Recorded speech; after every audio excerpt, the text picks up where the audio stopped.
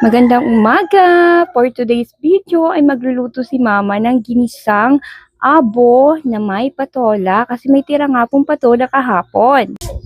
Ang panahon po dito ngayon sa aming lugar ay mainit pa rin po, sobrang init. Kaya yan, at ay masarap po talagang magpunta sa mga ilog ngayon. Pinakita ko nga po sa inyo ang lugar namin. Harapan po yan ng aking tindahan. Papunta po yan sa ilog.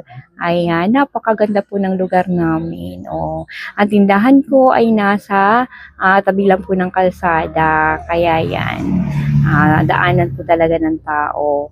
Ayan, at pumasok na nga po ako at pupuntahan ko si mother. So, busy si mother. Ayan, at ako naman po ay nakatoka sa tindahan. Talagang taong tindahan lang po ako. At si mama naman ang siyang nagluluto. Sa kitchen po siya. Ayan, tingnan nyo nga po yung aming kawali at may sentimental value pa yan. Kung ilang taon na po ako ay 39 years old na rin po yan, kawali na yan. At dahil nga po ay naubusan kami ng gas, ayan, sa uling po kami nagluto. Ayan, at may deliver nga sa amin yung aming kapitbahay ng isda na abo. Alam niyo naman, masarap yan na isda. Ayan, at pinirito muna ni mama at magigisa nga po siya. At meron nga pong tira kahapon na patola.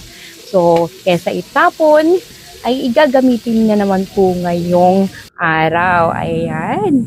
At hindi ko na nga po nakuha ni mama nung pagluto niya. Ayan. At luto na nga po. Sobrang sarap nga po ng aming ulam. Kahit simpleng ulam po yan, ay masustansya naman po at may gulay at may isda pa. Bukod dyan ay sariwa po siya yan. Sa mga sumusuporta sa akin, salamat po sa mga nanonood po palagi sa aking mga video. Sa mga non-followers ko, mga silent viewer, ay salamat pa rin po sa inyo. Ayan, at kakain na rin po kami at luto na yung ulam. Kayo po dyan, ano po yung mga ulam ninyo ngayong tanghali? Ayan, sobrang sarap po ng ulam namin dito sa Bicol. Dito po kami sa Pambuhan, Mercedes Camarines Norte. Dito po ako pinanganak. Kaya yan, kain po tayo. Ayan, yummy yummy. Masarap po talagang maligo ngayong araw. At sobrang init. Ayan, magandang tanghali. Bye-bye.